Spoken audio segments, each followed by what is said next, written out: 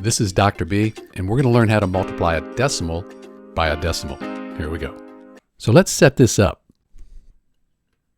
And now we're just going to treat these like whole numbers. 7 times 5 is 35, and then 0 times this is nothing. So we're done with that step. Then we just count the decimal places up. 1, 2. That means we go 1, 2 here, put our decimal point in. Let's put a 0 here just so we don't forget the decimal point. And 0.7 times 0.5 is 0.35. Let's try another one. Pause and see if you can figure this one out.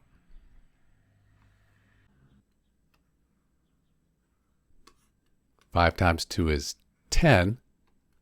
5 times 1 is 5 plus 1, that's 6. And now since we're moving over here, we can put a 0 here to keep our place correct. 1 times 2 is 2.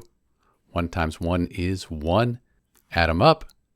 And now remember, we have 2 decimal places, so 1, 2.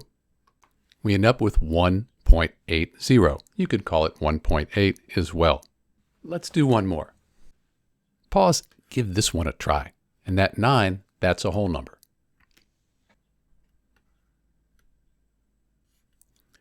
Nine times 6, that's 54.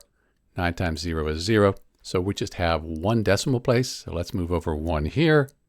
9 times 0.6 is 5.4. So the key to getting these right, treat them like whole numbers, but then count those number of decimal places up and apply that to your answer. All right, here's a challenge. Pause and try this one.